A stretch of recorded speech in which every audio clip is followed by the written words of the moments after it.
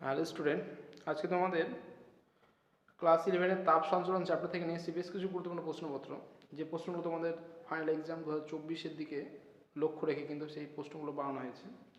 প্রত্যেকটা প্রশ্নই কিন্তু খুবই গুরুত্বপূর্ণ, তাই তোমরা কিন্তু প্রত্যেকটা প্রশ্নে কিন্তু খুবই মনোযোগ সহকারে প্রিপারেশন নেবে এবং ভিডিওটা তোমরা প্রথম থেকে শেষ পর্যন্ত যত্ন সহকারে দেখবে এবং প্রত্যেকটা প্রশ্ন কিন্তু খুব ভালো করে প্রিপারেশন নিয়ে তোমরা এক্সাম হলে যাবে, দেখবে তোমরা অবশ্যই তোমরা কমন পাবে।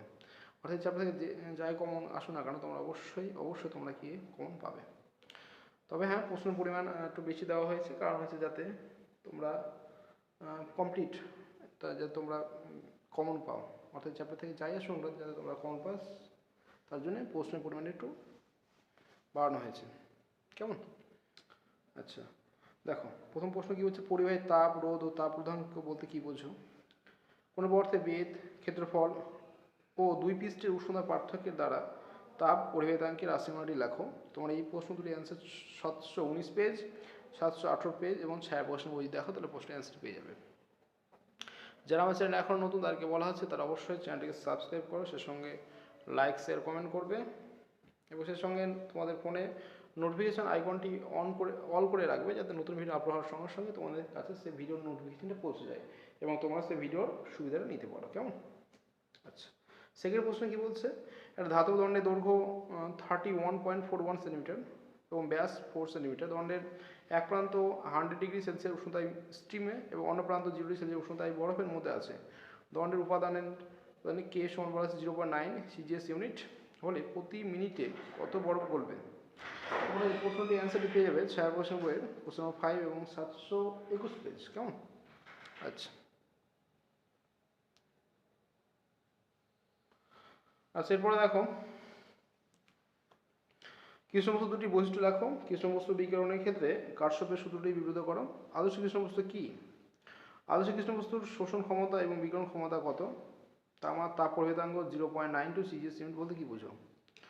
তোমরা এই পুরো প্রশ্নের অ্যান্সারটি তোমরা পেয়ে যাবে ছায়া প্রশ্ন বইয়ের 753 পেজ, 752 এবং 718 নম্বর যদি তিনটে পেজ দেখো, তাহলে তোমরা প্রত্যেকটা প্রশ্নের অ্যান্সার কিন্তু তোমরা পেয়ে যাবে, খুব ইজিলি তোমরা পেয়ে যাবে। তারপর কি বলছে, গ্রিন হাউস এফেক্ট কি এবং এর কুফলগুলো লেখো। এই প্রশ্নের অ্যান্সার তোমরা অবশ্যই ছায়া প্রশ্ন বইয়ের 734 পেজ দেখো, তোমরা এই প্রশ্নের অ্যান্সারটি তোমরা ইজিলি পেয়ে যাবে। কৃষ্ণবস্তু সম্পর্কিত স্টিফান বোলজম্যানের সূত্রটি বিবৃত করো। স্টিফান বোলজম্যানের সূত্র থেকে নিউটনের চিত্রীকরণের সূত্রটি কিভাবে পাওয়া যায় দেখাও।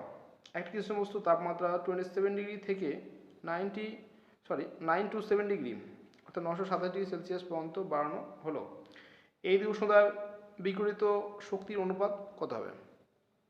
তোমরা এই প্রশ্নের অ্যান্সারটি তোমরা পেয়ে যাবে ছায়া প্রশ্ন বইয়ের 714, 734 এবং 735 যদি দেখো, সে সঙ্গে 736 যদি দেখো, তাহলে তোমরা এই পুরো প্রশ্নের অ্যান্সারটি তোমরা খুব সহজেই পেয়ে যাবে। তারপর কি বলছে, বিনের সূত্র বিবৃত করো। সূর্য থেকে বিকিরণ তাপের মধ্যে যে তরঙ্গ দৈর্ঘ্যের শক্তি সর্বাধিক তার মান 4.9 × 10⁻⁷ মিটার। ঠিক আছে, বিন এর সরণ সূত্র থেকে সূর্য পৃষ্ঠের তাপমাত্রা নির্ণয় করো। বি এর মান বলা হয়েছে 0.0029।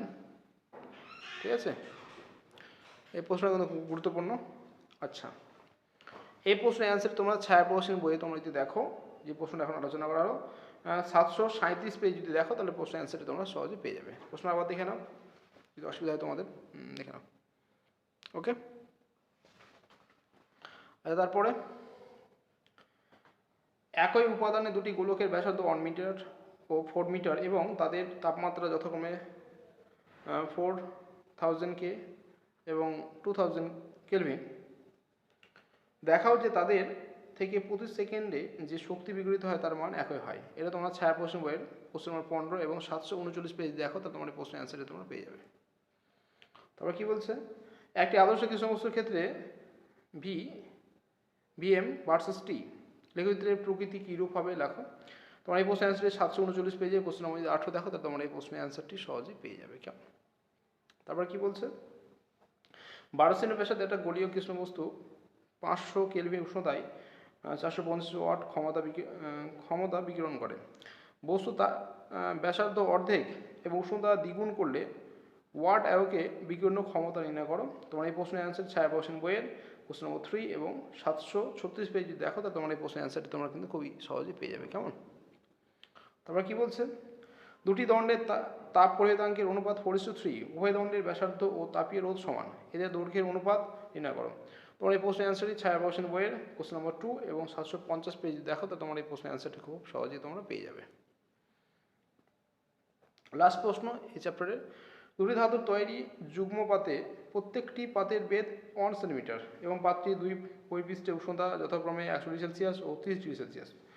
ধাতু দুটির তাপ পরিহিতাঙ্ক যথাক্রমে 0.2 সিজিএস ইউনিট ও 0.3 সিজিএস ইউনিট হলে বিভেদ তলের উষ্ণতা কত? এই প্রশ্নের অ্যান্সারটি তোমার ছায়া প্রশ্ন বইয়ের 725 পেজ এবং কোশ্চেন নম্বর 5 দিয়ে দেখো তাহলে তোমরা এই প্রশ্নের অ্যান্সারটি পেয়ে যাবে। ঠিক আছে, তাই তোমরা কিন্তু এই প্রতিটা প্রশ্ন কিন্তু একটু ভালো করে চোখ বুলিয়ে নেবে এবং তোমরা এক্সাম হলে যাবে, দেখবে তোমরা অবশ্যই তোমরা এক্সাম হলে এই প্রশ্নগুলো কিন্তু অবশ্যই তোমরা কমন পাবে। কেমন? ওকে, তবে হ্যাঁ চিন্তার কিছু নেই, শুধু পড়াশোনা একটু করো তাহলেই হয়ে যাবে, আর কিছু না। জাস্ট একটু পড়াশোনা তোমাদের করতে হবে, কারণ পড়াশোনা করলে তোমাদের সব কিছু ইজি হয়ে যাবে এবং তোমরা এই প্রশ্নগুলো জাস্ট একবার করে দেখে যাবে। ঠিক আছে, তাহলে আজকে এই পর্যন্তই, ভালো করে পড়াশোনা করো।